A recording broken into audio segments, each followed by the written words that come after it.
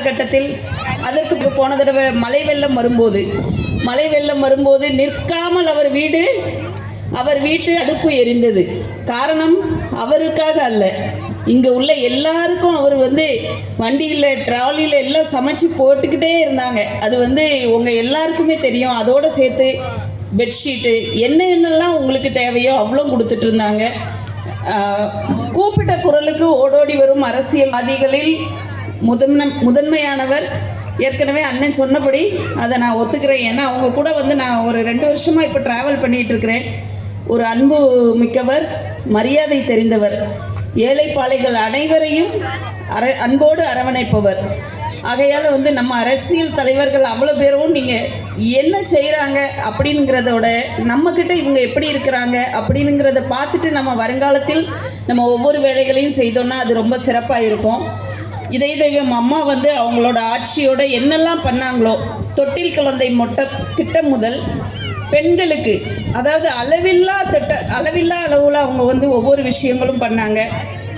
பாலூட்டும் தாய்மார்களுக்கு தனியறை, சஞ்சீவி திட்டம், அம்மா உணவகம், மழைநீர் சேகரிப்பு திட்டம், மின்விசிறி கிரைண்டர் வழங்கியது, எல்லார் வீட்டுக்கும் ஆடு மாடு கொடுத்தாங்க. அதாவது நீங்கள் உங்களுக்கு உழைக்கிறதுக்கு நல்ல ஒரு வாய்ப்பை கொடுத்தாங்க. அதோடு சேர்த்து மகளிர் காவல் நிலையம் இப்போது எல்லாமே சட்டம் ஒழுங்கு சீர்கெட்டு இருக்கிறது. நம்ம பிள்ளைங்க யாரையுமே நாம் உட்பட நம்ம ஒரு 7 மணிக்கு மேலே வெளியே போகிறதுக்கு பயப்படுறோம். விலைவாசி ராக்கெட் வேகத்தில் பயங்கர ஸ்பீடாக ஏறி இருக்கு. அண்ணன் எடப்பாடியார் அவர்கள் ஆட்சியோட துவரம்பருப்பு விலை 95 ரூபாய். இப்போ துவரம்பருப்போட விலை 185 ரூபாயிலேருந்து 195 ரூபாய்க்கு. உங்களுக்கு 1000 ரூபாய் கொடுக்கிறார்கள். ஆனால் அதே இதை விலைவாசி, மின்சார கட்டண உயர்வு எல்லாத்துல பேரில் அது எல்லாத்தையும் பின்னாலோடி அவங்க மறுபடியும் வாங்கிட்டு போயிடுறாங்க. ஸோ நல்ல ஒரு ஆட்சி அமைந்திட, நம்ம மக்கள் எல்லாம் நல்லா வளர்ச்சி அடைந்திட, நல்ல ரோடு, நல்ல ஒரு மக்களுக்கு கல்வி, தரமான கல்வி, நல்ல ஒரு